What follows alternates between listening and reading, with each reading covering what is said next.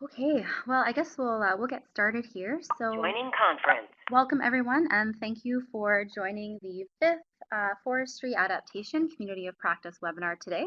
For those of you who don't know me, my name is Annette Morand, and I am the facilitator of the online climate change adaptation community of practice, which is run Joining by conference. OPR, which is the Ontario Centre for Climate Impacts and Adaptation Resources, and we are located at Laurentian University in Sudbury, Ontario.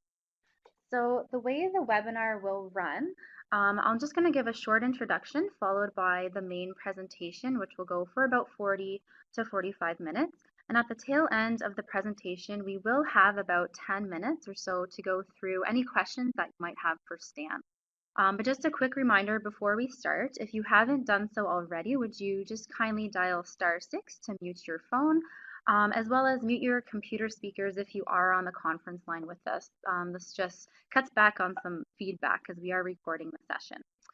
So also note, we're running the webinar using Adobe Connect, and there is a chat box that you'll see at the top left-hand corner of your screen. If you have any technical difficulties or problems, maybe you can't hear something or can't see something, just click on this area or on my name and send me a quick message. You can also use this chat box to field questions that you might have for the presenter if you'd rather do that instead of speak over the phone. But we won't ask Stan to answer those questions in the middle of the webinar. We will hold them until the end. So please feel free to type questions in there if you prefer, and I will repeat them during our question and answer period at the end of the webinar. And so just quickly, for those of you who may not be familiar with the Community of Practice website, it's an interactive online community that provides a space where researchers, experts, practitioners can all come together to ask questions and generate ideas and share knowledge and just basically communicate with others who are working in the field of climate change adaptation. So the COP currently hosts over 430 members, including provincial and territorial employees, as well as individuals from other levels of government, academia, the nonprofit sector, as well as the private sector. And also within the larger community of practice is a space called the Forestry Adaptation Community of Practice, or the FACoP. And it's actually it's a sub-community of the main COP site. So it's basically a site within a site. And the FACoP is dedicated to those members working in the forestry field or who are interested in forestry and climate change adaptation. And it provides a space where members can share information and best practices on current activities in the area of climate change vulnerability and adaptation assessment in Canada's forest sector. And so for those of you who may not be members already, it's totally free. So if you're interested in joining, just send me an email. It's amorand@morarco.org. So with that being said, on the line today, we have Stan Kavalinas, who has generously donated his time to present this webinar for us today on ASRD's Adaptation to Climate Change Framework and Lessons Learned. And in his presentation, Stan will present the key elements of ASRD's Adaptation to Climate Change Framework. It's an evidence-based decision support tool that supports integration of climate change risks into existing environmental resource management and strategic planning approaches. It is designed to help assess the impact of climate change on an organization's mandate and corporate objectives, evaluate its adaptive capacity, and identify climate change adaptation options for an organization's decision makers to consider when developing strategies and action plans. And just so you know a little bit more about Stan, he is a strategic advisor with ASRD and has worked in the area of climate change for the past 5 years. He is a registered professional forester and has been in the business for 35 years. So with that introduction, I will now turn things over to Stan. And thanks again for being here today, Stan. We really appreciate it. And the floor is now yours. Thank you, Annette. As a nice introduction. As you will note, I've been around quite a while and still enjoy doing what I'm doing. So welcome. Joining conference. To this webinar. I'd like to say, it's good morning and good afternoon to some of us. I have a couple of members of our adaptation Joining conference team from SRD in the room with me. And I'd like to maybe start off with recognizing that all our work, all this framework work that we've been doing, we've received a lot of support from sister ministry, Alberta Environment and Water, and their contribution has been greatly appreciated. Also, one other item is that this framework that we have is available for anybody to use, modify as they see fit. It's out there for just to help people. Alberta Sustainable Resource Development, which I will just refer to as SRD from now on, is a ministry within the government of Alberta, and our core business is to manage Alberta's public lands, forests, fish, and wildlife. At this point, I'd also like to note that Alberta Environment and Water within Alberta is the government ministry that is the lead for climate change. That might help put some things in perspective. So, what I'm going to talk about, I have a total of about 23 slides, 22 now. Bit of an overview. I'm going to provide a bit of a background where we've been. Just a bit about the SRD strategic planning process and how this framework fits into it. Talk about the framework steps, some of the lessons we've learned, and a conclusion, a number of points of some other things that we've learned or wish to do.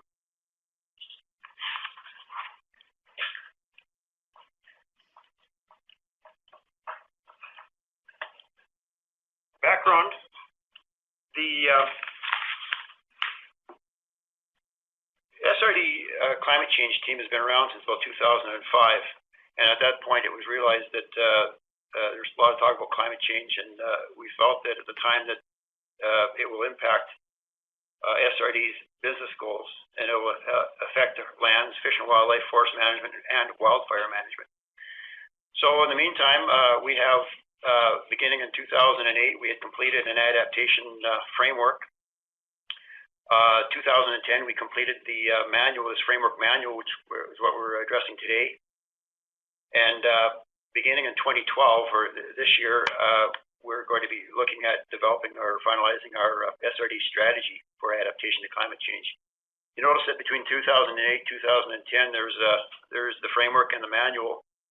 Initially, what we did is we found that we developed a framework, and when we went off and everybody was doing their own evaluations on vulnerability and risk assessment, that when we all got back together, that everyone had done something a bit different. They used the same framework, but became very obvious that we need to have a bit of a guidance manual. So this is this framework manual is the result.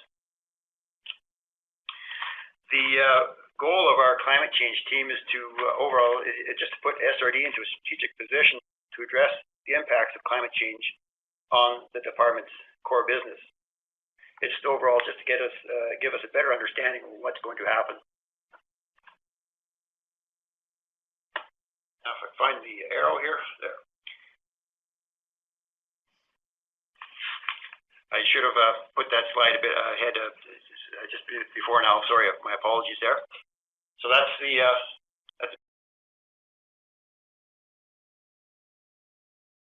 bit of background on the SRD climate change team. Strategic planning, how does this all, what's the big picture?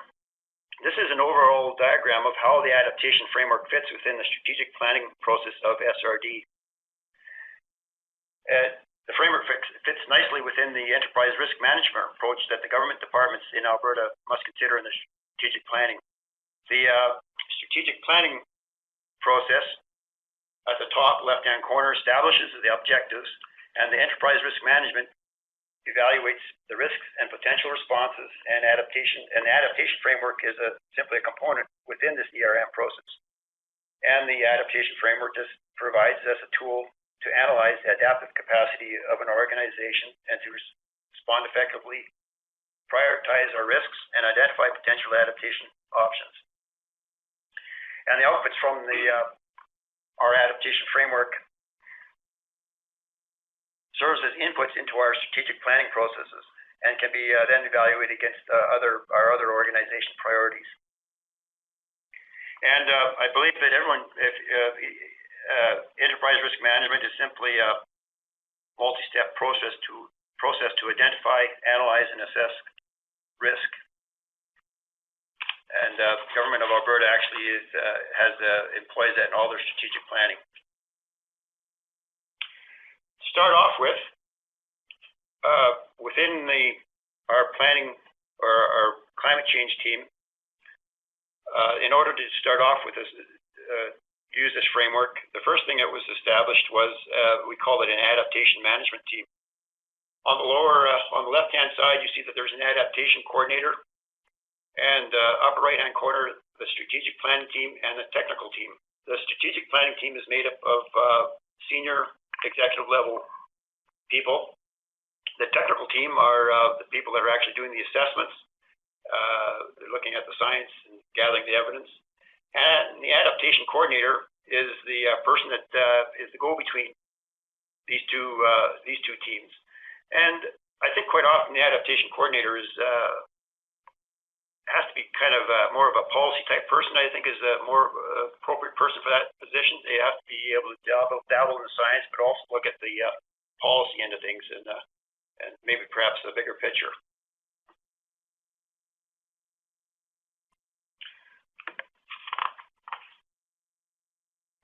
The SRD climate change framework, well, it has 4 steps. This slide just simply shows all the steps at once, and all these slides or all these pictures are in the manual. Starting off with step 1. Step 1 is a scope and preparation, is where we want to ensure that we are clear in what is being assessed. And you'll notice on the left-hand side, we have the data and information column where we're looking at, this is where we do the modeling. We're looking at current and projected climate change impacts. We look at what types of ecosystem services and social economic sectors may be impacted. And we also have to look at what current adaptation activities we're involved in. This feeds into the next column where we have data information. We also have to decide what the scope and scale is of this whole assessment. And from there, we develop the terms of reference. The terms of reference is very important in just providing you with the scope and scale of your whole project. We spent a lot of time, I think a lot of time is spent in step 1. And the more time, you're comfortable with the information you're getting there, the easier it'll be to do the other steps.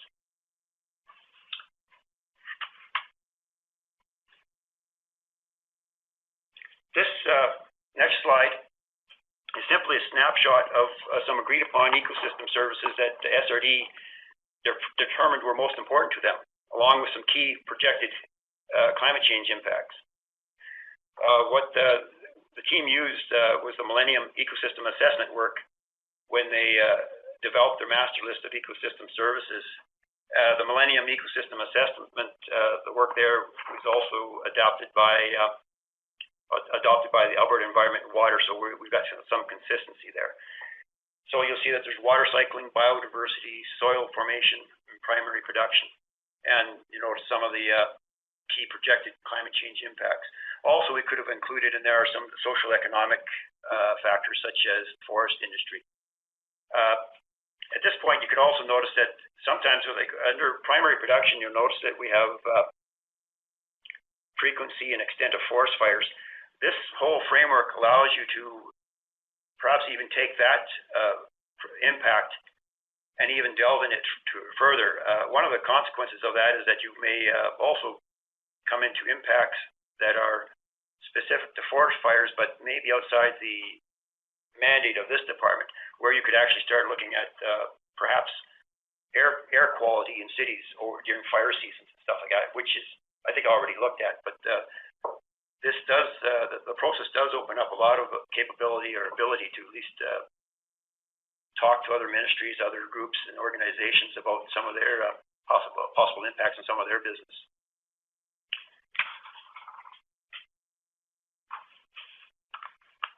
Step 2 is simply a vulnerability assessment. This evaluates how susceptible an organization is to climate change and identifies areas in which to focus our adaptation efforts.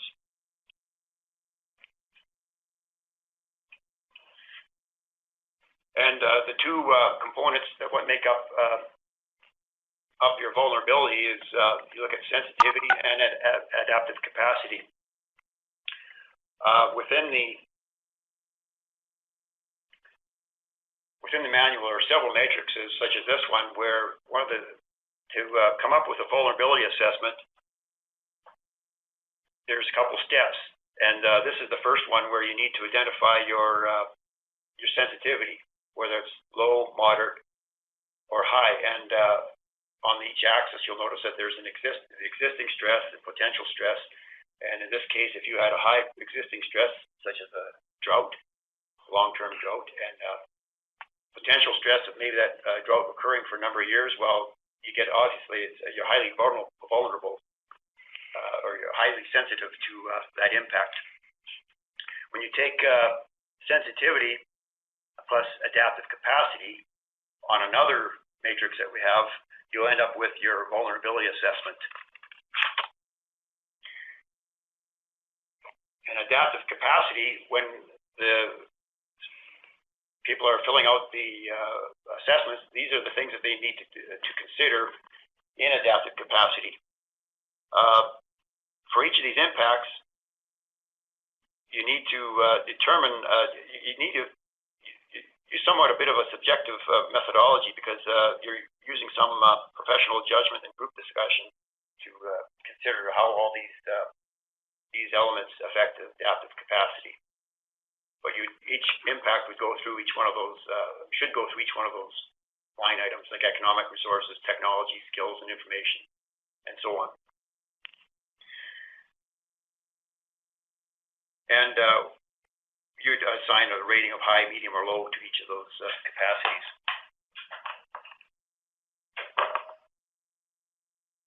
This is simply an example of the output that the team had for step 2. For ecosystem services, water cycling, projected climate change impact is drought.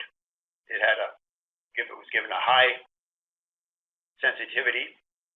Adaptive capacity was considered to be low and moderate, and then on our matrices that we had, that just means it created about a high vulnerability.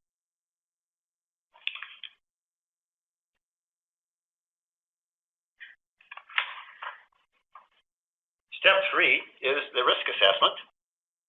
The risk assessment helps an organization determine how climate change can affect the ability to achieve outcomes. This can assist the decision makers to understand where to focus adaptation investments and priorities. And the components of the risk assessment is the likelihood and the consequence.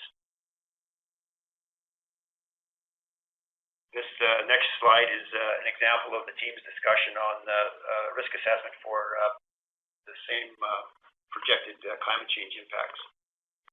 You notice that we have under drought, there's a high vulnerability. Consequences are rated against the strategic, the number of dollars, or the financial implications, operational implications, environmental and safety implications, and public perception. For instances of drought, you'll notice there's a 5, 5, 3, 5, and a 4. Well, that combined basically to give a probability of 5.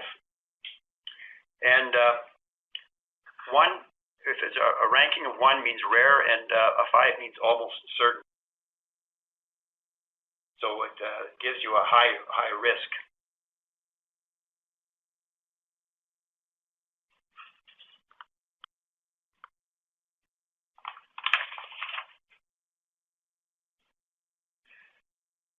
The next step is to develop adaptation options.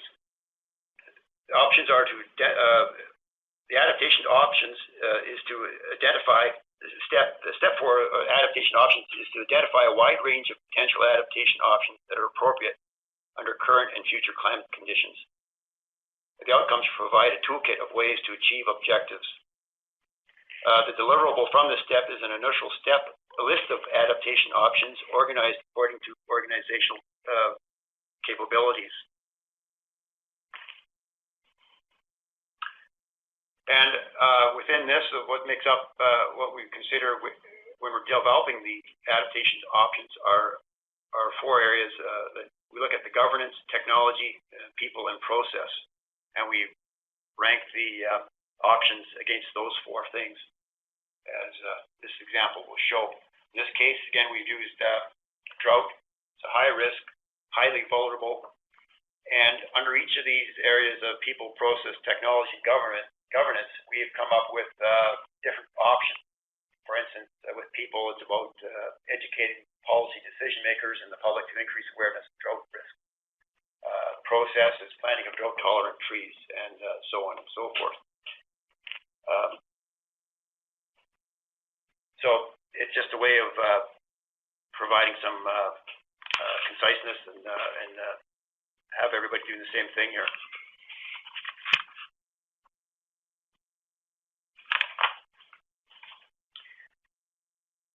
This is going along a lot quicker than I thought. This is kind of good, so we have lots of time for questions. The next steps.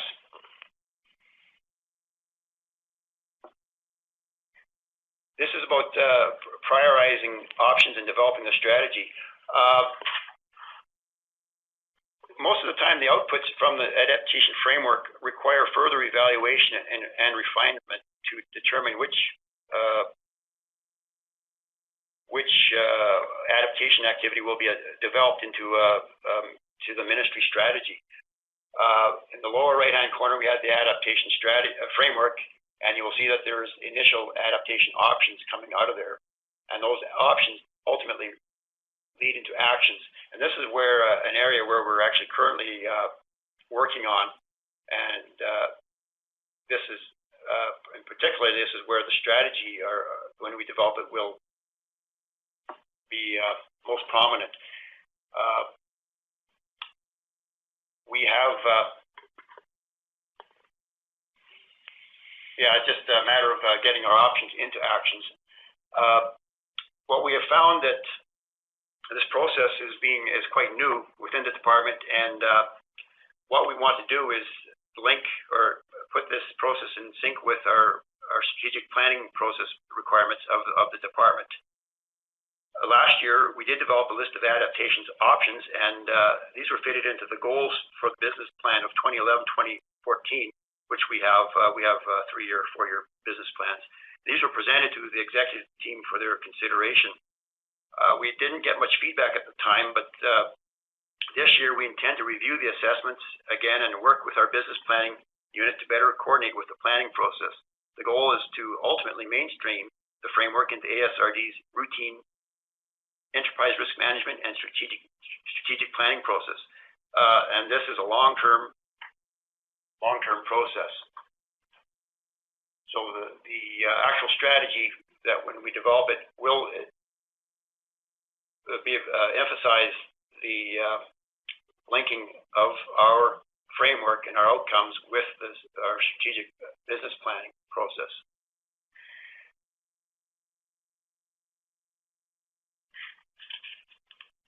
Some of the lessons learned. We felt that there's a need to, even within our own organization, there's a need to overcome a perception that adaptation to climate change should be managed as a separate program. Our view is that this climate change is just another constraint to our business, and has to be viewed more as a context of everything, as they somewhat affect each other.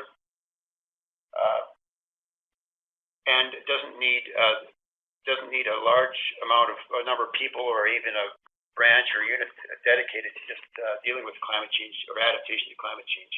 It does require continuous engagement by decision makers and staff.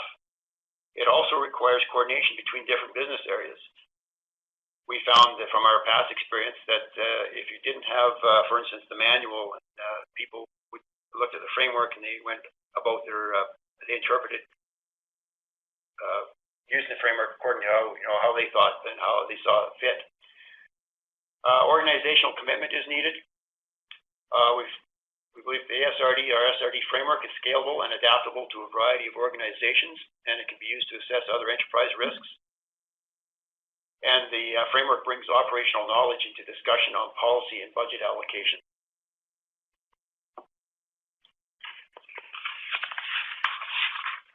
We have a number of reasons that we're going to be continuing to use the framework. Overall, Alberta is committed to increasing its capacity to understand and respond to climate risk. Public land in Alberta consists of a variety of ecozones and economic resources. And so, consequently, existing and potential climate changes directly affect the core business of ASRD. As such, we just want to be strategically positioned to have an understanding of what changes could occur and how ASRD could choose to address these risks and options.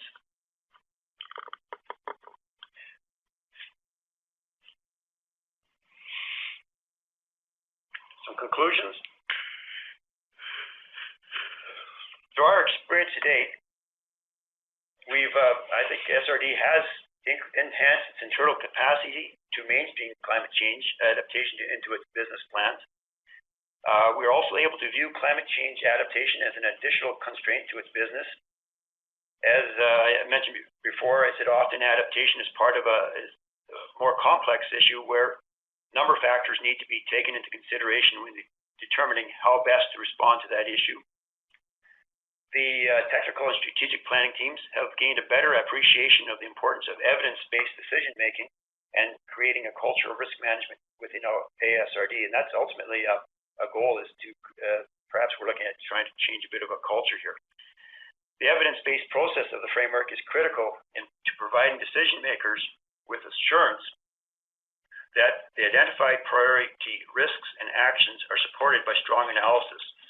It is clear that mainstreaming climate change into ASRD's processes will take time, in part because this may require a change in an organization's culture.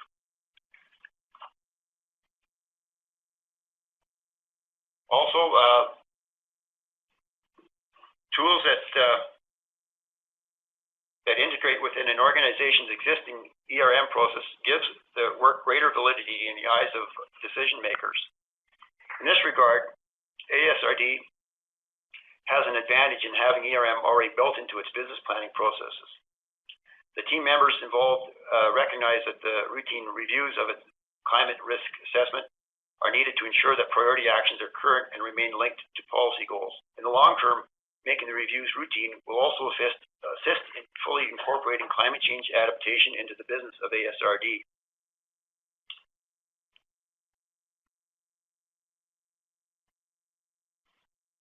We found that one of the notice on the bottom here is that because we have ERM already in place, there was less of a learning curve for us to use it. So it's been a great help there.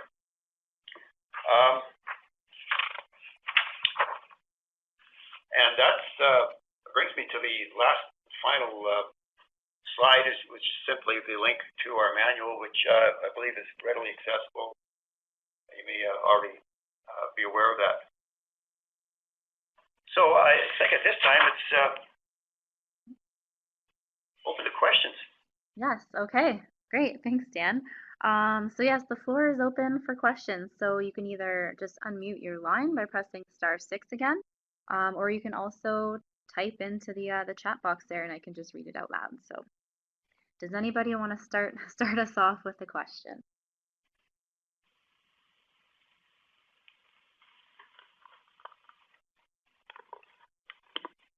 Okay, maybe there are no questions, but maybe I'll get the ball rolling. I do have a question for you, Stan. So how do you intend to mainstream adaptation into to the business of SRD? Well, this year, I believe that the overall direction within the government of Alberta is to develop a adaptation strategy to climate change. And through each ministry will be, I think, will be developing their own strategies that feed into the overall one. So I think by developing that strategy and by working closely with our business planning people, we will, over time, just mainstream or be able to put climate change and adaptation into the business planning process. And the other factor will be, which is rather key, is just keeping the real key decision makers informed, and I'm talking about at least the assistant deputy minister level, keeping them up to date and current on what's happening. If they're supportive of our work, then we'll just keep on going. And in the end, I think it'll be very important to have a mainstream is to have the this work incorporated into our business plan, though. Thank you. Are there any other questions out there? Yeah, hi, it's Dolores. Hello. Hi. I've pulled up the PDF on the document there, and it looks really interesting, so I'll be giving it a read afterward. My question, have you considered, climate change is happening fast and furious. How do we, or did you, as part of this exercise, do a review of the policies in your department to see if policies are flexible enough to be changed fast enough to keep up with climate change issues? I think it goes right back to initial data gathering in step one.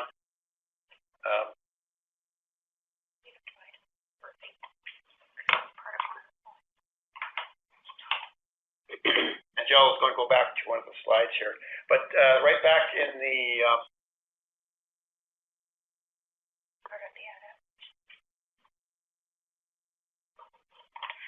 sorry, my name's Angela, and I'm with Dan on this. And as part of revisiting policies and looking at policies what might need to be amended, in the adaptation options section, looking at governance, we have looked at some of the standards and practices that go along with it, and looking how those might need to be amended going forward. So we've raised those types of issues up to the executive level. Okay. I think also in the initial step one, though, it's also having a very thorough understanding of what policies you have in place, and then looking at what Angela just mentioned here too. So. Yeah, there's an awful lot of policies and regulations here, because agriculture we're with CFIA as well, so there's a lot of regulations that need to be more, that personally I think need to be more flexible as climate change alters the way agriculture does business. And for my part, I don't see that flexibility there in those regulations. It takes years to get a regulation changed, right? So we need to figure out how to be able to change regulations and policies faster than what we have in the past, given that climate change is happening so quickly. Yeah, I suspect that would be that's all about under the adaptive capacity of an organization. True. Yeah. And perhaps that using an assessment like this, you would be able to come up with some recommendations. I do find that within our work here, one of the things that's interesting about adapting to climate change is that we're finding that a lot of our work, we're already doing a lot of this. And when you have say something that happened in say Slave Lake last year with the fires there, and that results in some change in practice or regulatory change, I view that as you've already adapted to climate change. And I think sometimes it's about we recognize those things that they could have happened in our assessments, and they happen. But then the regulatory change comes. So I think sometimes we're changing as we go along. We're incorporating adaptation to climate change as we go along to these little weather events and stuff like that. But our assessments have shown us that we should expect these things to happen. True. Yeah, sometimes we do the changes without really calling it climate change adaptation. Right. Okay, thanks. Okay, thanks, Dolores. Are there any other questions out there? This is Cindy Pierce. I have a question, if I may, pose to Stan. Absolutely.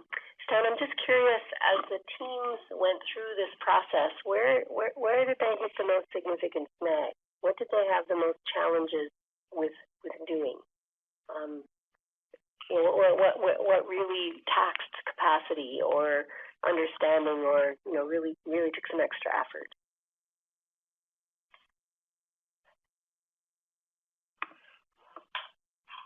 We'll go to the slide here. I think the greatest challenge is when you're trying to rank your like here the risk assessment, your consequences, and so on and such. Some of it's subjective. Some of the people felt that they're doing it on their own.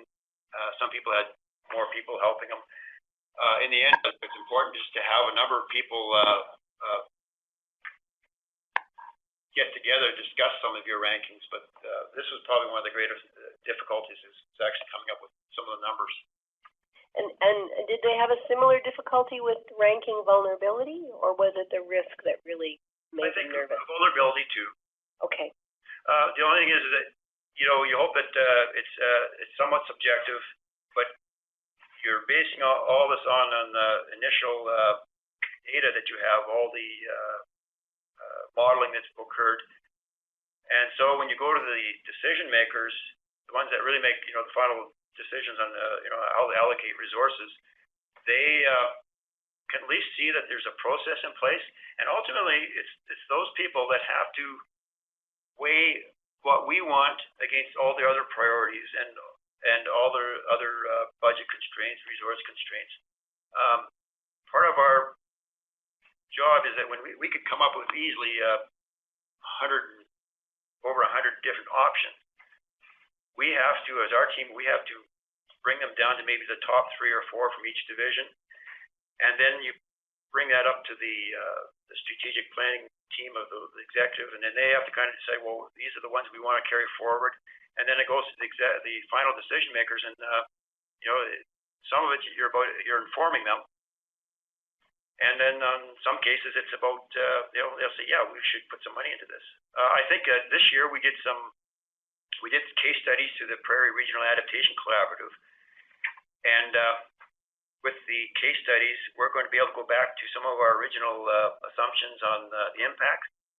And the one that strikes me is I think could be quite important for us is the fire one, where I believe it was this analysis shows that fire intensity or severity is going to increase across the prairies from east to west. That's what's predicted. So Alberta, particularly along the eastern slopes, could have a lot of high intensity fires and such. Mm-hmm. Now that is an impact. When you do a vulnerability and risk assessment on that one, I suspect that that could be the decision makers could take notice of that one, mm-hmm. and then more likely not put some resources and some thought into it. But what does it all mean? Because that actually has implications across the prairie provinces. With the sharing of resources and all that stuff. Mm-hmm. But we can show that we've arrived at those options and what we expect to do about it through a systematic process. Great, thanks. I wanted to ask about the slide you've got up there where on the loss of ecosystem, climate change, where the consequences are certainly not low, but they're probably sort of moderate high, and the probability is lower than the other 3 factors. I'm encouraged to see that got a high risk rating, but I'm curious about the conversation that must have gone on behind the scenes to keep that in the same category with others where the probabilities are ranked higher. Well, I think sometimes it's this is where a bit of subjectivity comes in. I think when they looked at the strategic, it was a 4. Operational was a 4. Yeah, I don't know. The conversation would have been rather interesting, but we have no explanation. That's okay. I would agree with the risk rating personally. I'm just having worked through these things in other settings, what you end up with is often enriched by the conversation, but sometimes we haven't gone back and changed some of the ratings to reflect the conversation. That can happen as well. I would say you look at that one and say loss of forest ecosystems, and you look at public perception as a 3. My sense too is that it's pretty darn important. That probably is warranting the high risk just because of even public perception. You look at drought, for instance, it's got you add up all those 5 columns, and you don't quite get 5, you get about 4 point something. But you look at the where the 5s occur under, like strategic, dollars, environment, and safety. Well, then the weighting tends to go up to the higher risk. Yeah, no question. Yeah. I would say the reason that the ranking and the scoring was one of the more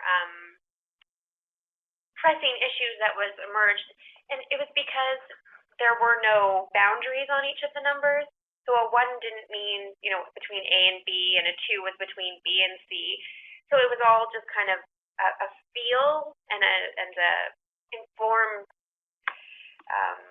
decision, scientific, based on my experience. I think this is where it would be. So I think that's where some of the complications came in figuring out what should be a 5 or a 3 or a 4. So I think that's why there are some numbers that, while they're lower, they were still ranked as high, because overall it felt like it was a really high risk, even though sometimes the numbers didn't correlate with that. Thank you, Angela.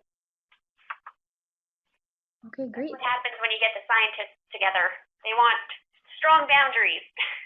Well, I've seen other systems where for each of those severity of consequences, there would be a matrix that would have the numbers down the side, and there would be a description of the conditions that would meet the severity of those consequences. I can't remember, does your system have that kind of a table? Yes. Yeah, I thought it did. Yeah, and it's based on the enterprise risk management tools that they use for other assessments, so it's consistent with all of the processes. Right. And on I think it's on page 24 of the manual, there's a risk matrix, and it's got likelihood on one axis, consequence on the other. Likelihood goes from 1 to 5, and 1 means rare, 5 means most certainly it will happen, and the consequence it goes from 1 to 5, of course, and then with 5 being quite severe. So and our likelihood in the manual, there's a likelihood scale, and that we found is you have to develop that specific to your own organization, because it's we used Alberta Environment's likelihood scale, and it's based on like 1 rare and won't maybe happen for any number of years, and there's a number of there's a associated with each number, there's a sort of a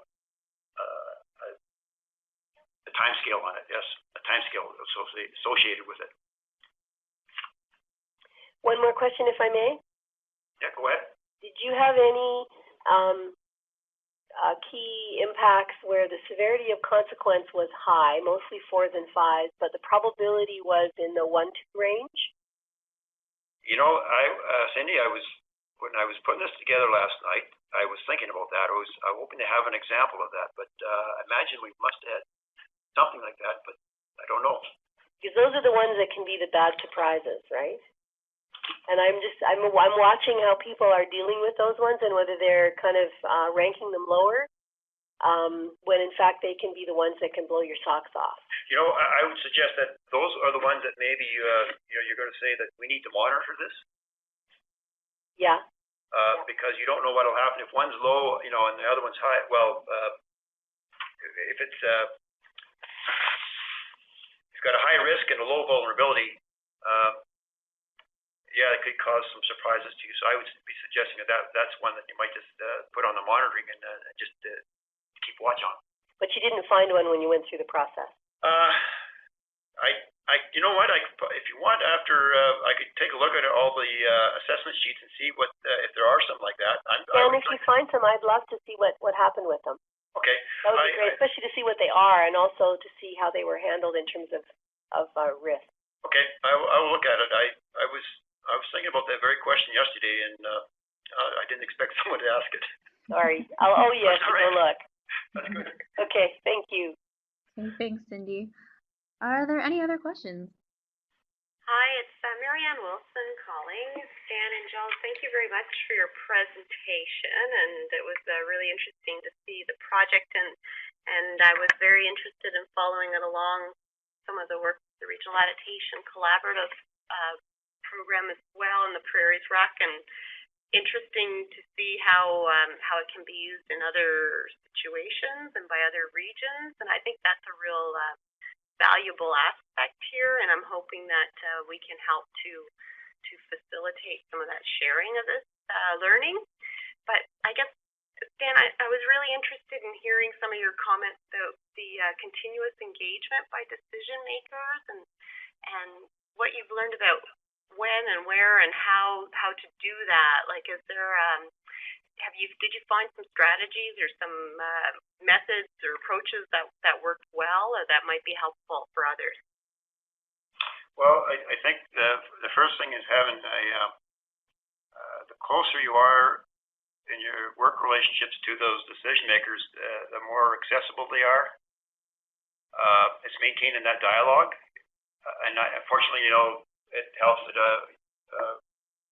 everyone in this room knows the ADM, and they can go up and talk to them quite freely, and it's just getting access on a periodic basis with those people. And in this case, I think we're intending on like a quarterly basis or every couple of months of talking to the right people and then keeping them up to date on what is happening. And I don't think that just means just by sending them an email with an update. It might mean just arranging for a meeting with them face to face, just to make sure that they are reading it, I guess. But that's what really quite important. And even within our own group, we have regular. Our climate change group has a terms of reference. We have a monthly meeting, and I guess we've got a bunch of people that really believe in the work they're doing, because we always have what we call quorum, and so we just keep the process going. And Jill's got some more here. I think too, one of the things we were very lucky in is that when we originally started out putting together the strategic planning team that had the executive level buy-in, our executive director in Stan and I's area actually ended up becoming one of the ADMs. So we were really fortunate to have them, buy in when they were on, more of the ground level. And so I think we were exceptionally lucky to have, she had a direct link with it before she became the ADM. So I think that really helped. And there is one more thing I should mention, is that it was very fortunate that we, within ASRD, and I guess government of Alberta, that they do use the enterprise risk management system anyways. And the other thing I recall when we originally developed the framework was what really helped us was that to sell this whole framework was that it was versatile, that we could use it for other areas, and that we just wouldn't be using it solely for pushing ahead the climate change agenda on that. That we're also willing, we're looking at the bigger picture. There's all these things are interconnected, and that we must consider everything. So that was quite important too, Marianne. Thanks. That's interesting. I do recall. I was going to mention on one of my slides is that through all this work, and when we come up with all our options and all our actions, it was on one of the slides. I just mentioned it that we have to consider all our other strategies and other initiatives that are going on, and everything has to be put into context. I was just trying to. But anyways, it's important that we recognize that whatever we produce here, we have to also consider how it affects the other work that we do.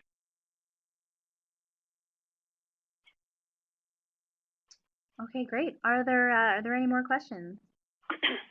So Cindy here again, I'm sorry. I have one request. Stan, when you get to the stage of getting your adaptation options finalized, would you be willing to do another webinar if that was possible?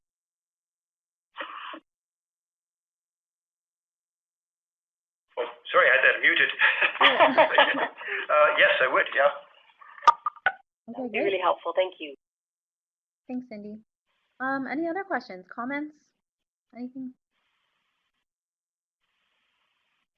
Okay, well, with that being said, thank you everyone for joining the FACoP webinar today, and obviously a big thank you goes out to you, Stan, and your team for your time and effort. So thanks again, and